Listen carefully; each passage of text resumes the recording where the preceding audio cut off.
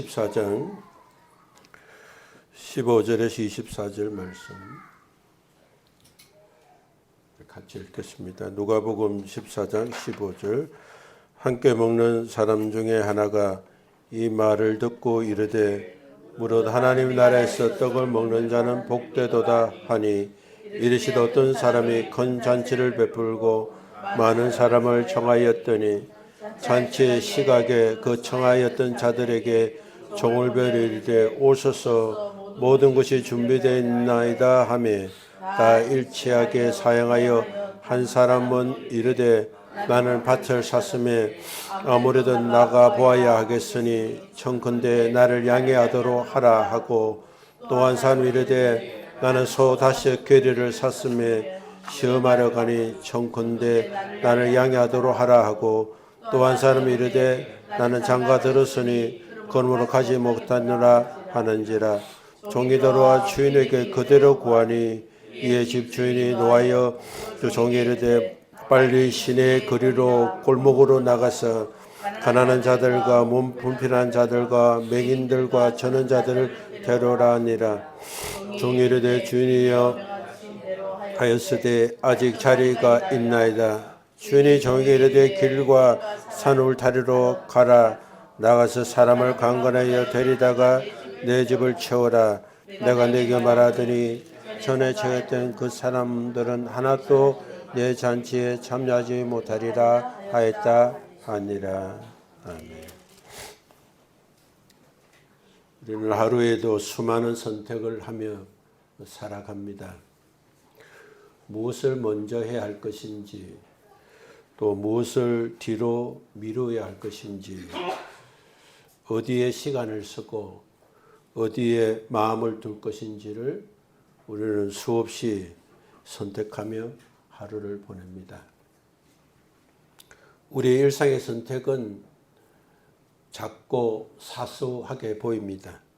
그래서 우리의 선택들이 우리 삶에 큰 영향을 미치지 않을 것이라고 생각하고 대수롭게 여기지 않습니다.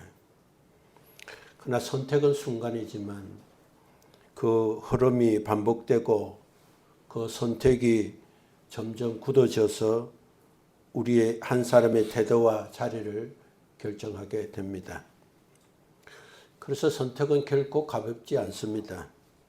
특히 우리가 어떤 선택을 반복하느냐에 따라서 결국 우리가 어떤 사람이 되는지를 결정할 수 있기 때문입니다. 그리고 우리가 하나님 앞에서 무엇을 먼저 선택하며 살아가느냐에 따라서 우리의 편리함을 넘어서 우리의 삶의 방향과 마지막 때, 주님이 부르실 영혼의 때에 하나님이 정하신 자리를 결정하게 되는 것입니다. 오늘 우리가 계속해서 보고 있는 누가복음 14장의 배경은 사람들은 예수님을 초청한 식탁에서까지 자기가 앉을 자리를 끊임없이 의식하고 움직였습니다. 그들은 어디에 앉느냐, 누구 옆에 앉느냐, 또 자신이 어떤 사람으로 보이는지를 자기가 앉은 자리를 통해서 보여줄 수 있기 때문에 자신들이 앉을 자리에 관심이 많았습니다. 더 인정받는 자리, 더 잘 보이는 자리, 그 선택은 단순한 자리 이동만이 아니라 자신의 가치를 증명하고 사람들 앞에서 자신을 세우기 위한 행동이었습니다. 예수님은 그 식탁에 둘러앉아 있는 그 사람들이 바라보면서 서로의 위치를 의식하고 그곳에 있는 사람, 자신이 앉아있는 자리를 보면서 서로가 비교하고 또 생각하고 있던 사람들을 향해서 말씀하신 것이 누가복음 14장의 내용입니다. 예수님의 말씀은 지금 그들이 어떻게 앉아있고 무엇을 선택했고 어떤 마음으로 그 자리에 앉아있는지를 정면으로 겨냥하신 말씀입니다. 예수님은 혼인잔치의 청함을 받을 때에 윗자리에 앉지 말라, 더 높은 사람이 청함을 받았을 경우에 너는 부끄럽게 내려오게 될 것이라고 말씀했습니다. 차라리 낮은 자리에 앉아라. 그러면 너를 정한 자가 와서 벗이어 올라 앉아라 할 것이라고 하신 말씀은 식탁 예절을 가르쳐 주신 말씀이 아닙니다. 사람들 앞에 자기 스스로 높이려는 태도, 또한 자기가 앉은 자리를 통해서 자기를 가치를 증명하려는 마음, 이런 것들을 잘못된 것임을 깨닫고 회개하고 다시 하나님이 원하는 마음과 태도와 행동으로 옮기라는 말씀인 것입니다. 그래서 예수님은 분명하게 무릇 자기를 높이는 자는 낮아지고 자기를 낮추는 자는 높아질 것이라고 말씀하셨습니다. 자리가 사람을 만들어준다는 고 믿는 사람은 그들의 생각이 그 식탁 안에서 주님의 말씀으로 그들의 마음과 생각을 뒤집었습니다. 하나님 나라에서는 사람이 자리를 차지해서 높아지는 것이 아니라 하나님이 보시고 높여주시는 사람은 자신이 겸손하게 낮출 때 하나님이 세워주신다는 말씀입니다. 하나님의 나라에서는 사람의 인정과 평가가 기준이 되지 않습니다. 누가 더 잘 보이는 자리에 앉았는지가 아니라 누가 하나님 부르심 앞에서 자신을 더 낮추고 기다리고 있는가가 기준이 된다고 하셨습니다. 그래서 예수님은 잔치를 베풀 때에도 보답할 수 있는 사람을 부르지 말고 되돌려 줄 수 없는 사람들을 초대하라고 하셨습니다. 이 말씀은 계산과 이익을 중심으로 움직이던 사람들에게 신앙의 질서를 뿌리부터 뒤집는 말씀이었습니다. 그래서 예수님의 가르친 말씀을 듣는 자리에 있는 사람은 주님의 말씀이 불편할 수밖에 없었습니다. 그래서 오늘 본문의 시작을 보면 그 불편한 말을 듣고 있던 사람들 중에 한 사람이 이렇게 말합니다. 같이 합시다. 하나님 나라에서 떡을 먹는 자는 복되도다. 이 사람이 하나님 나라에서 떡을 먹는 자는 복되도다 하는 말은 복 있는 말입니다. 하나님의 통치가 완전히 이루어질 때 하나님의 나라 잔치에 참여하는 사람은 참으로 복 있는 사람이라고 고백한 것입니다. 그러나 이 사람이 정말 하나님 나라에서 하나님의 잔치에 베풀으실 그곳에 동참해서 함께 떡을 먹는 자는 정말 복 있다는 신앙의 고백이 아니라 하나님 예수님께서 말씀하실 때 그 말씀을 듣고 있는 것이 불편해서 분위기를 되돌리라고 사람들의 마음과 시선을 다른 곳에 돌리기 위한 한 말인 것을 주님이 아셨습니다.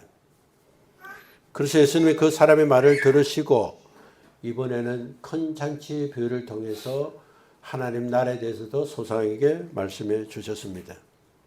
오늘 우리가 읽은 말씀대로 잔치는 이미 준비되어 있습니다.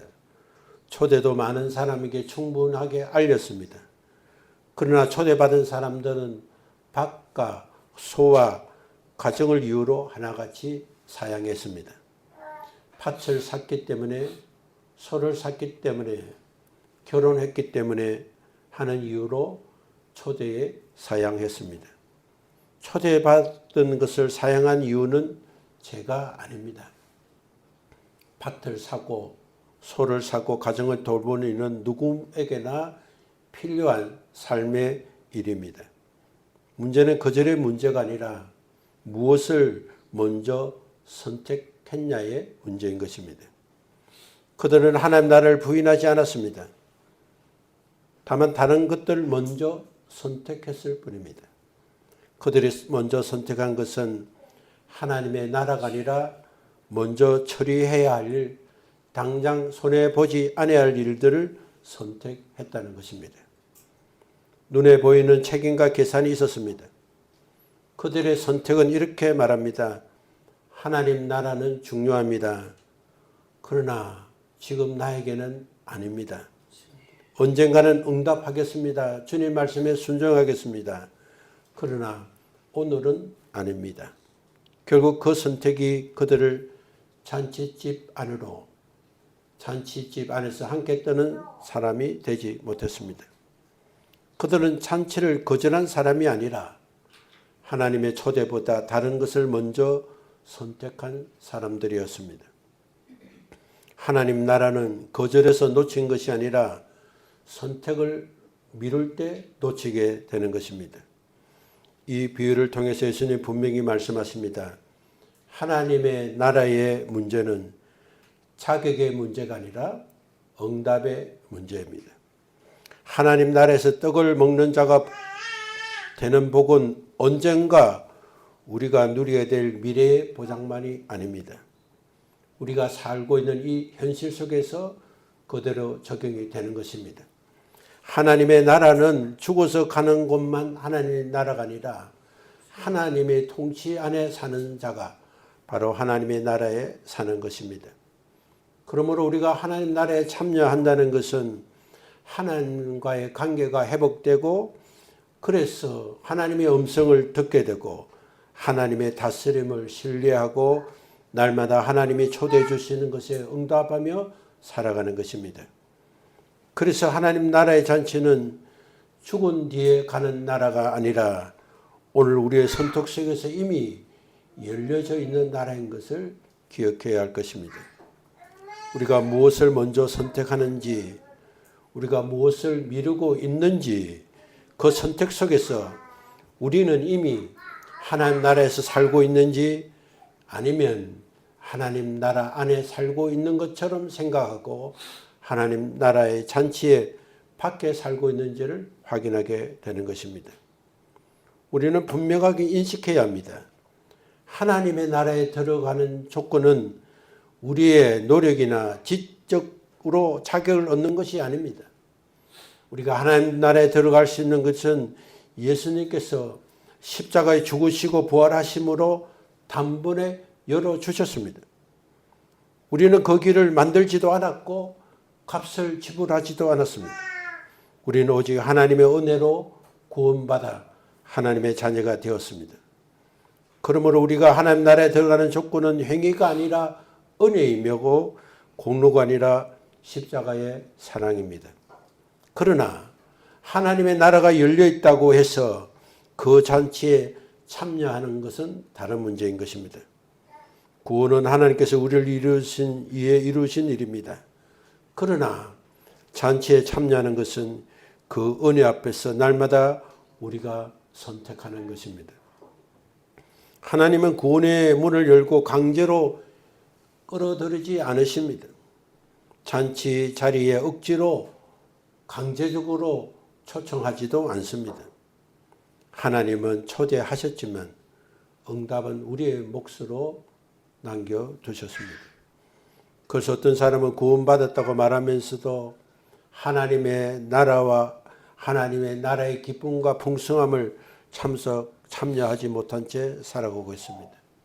그 이유는 하나님의 은혜가 부족해서가 아니라 우리가 먼저 다른 것을 선택했기 때문입니다. 하나님 나라보다 다른 일을 먼저 선택하고 순종보다 계산을 선택하고 지금의 편리를 하나님의 부르심보다 앞서서 선택했기 때문입니다. 구원은 단번에 주어진 하나님의 은혜지만 하나님의 나라의 잔치는 날마다 응답할 때 주어지는 자리입니다. 그래서 신앙은 구원받은 것에서 끝나지 않고 오늘 나는 그 잔치에 참여하고 있는가를 계속해서 묻고 확인해야 하는 것입니다. 오늘의 우리의 삶이 구원의 은혜 위에 서 있으면서도 그 은혜를 미루지 않고 기쁨으로 응답하며 살아가는 그가 바로 하나님 나라의 잔치에 참여하고 떡을 먹는 자가 되는 것입니다. 구원은 하나님의 열어주신 은혜의 문이지만 그 잔치에 들어가 않는 것은 오늘 나의 선택으로 시작된다는 것을 기억해야 할 것입니다.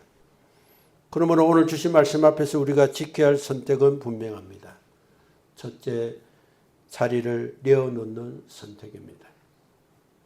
사람들 앞에서 나를 증명하려는 자리. 늘 인정받아야 안심되는 자리, 내가 중심이 되어야 편안한 자리를 하나님 앞에 내려놓아야 합니다. 둘째, 계산을 멈추는 선택입니다. 이 선택이 나에게 유익이 되는지 손해가 없는지 무엇이 돌아보는지부터 따지던 삶에서 돌아서야 합니다. 하나님 나라의 삶은 보답을 기대하는 삶이 아니라 갚을 수 없는 사람에게 손을 내미는 삶이 아니라 응답하시고 갚아주시는 주님 앞에 선택하는 삶이기 때문입니다. 셋째는 미루지 않고 지금 응답하는 선택을 해야 됩니다. 언젠가 조금 더 준비되면 형편이 나아지면 주님 말씀대로 살겠다는 그런 생각을 내려놓아야 합니다. 이런 말들은 믿음의 언어처럼 들릴 수 있지만 하나님 앞에서는 순종이 아닙니다.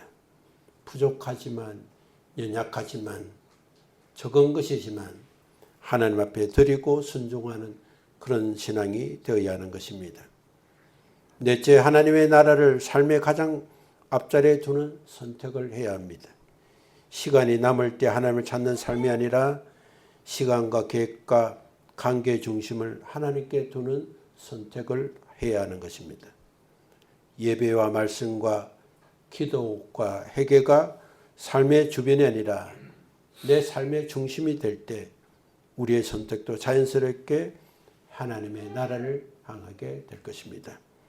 하나님께서 우리에게 주신 구원의 은혜, 하나님의 자녀가 되는 권세를 받았다면 이제는 우리가 하나님의 자녀에게 주시는 은혜와 사랑과 능력과 넉넉하게 하시는 풍성함을 위해서 오늘도 어떤 선택보다 하나님 말씀 앞에 믿음의 고백과 회개와 감사와 충성으로 주님이 주시는 하나님의 나라의 잔치에 참여하고 떡을 먹는 우리 모두가 되시기를 예수 그리스도 이름으로 축원합니다.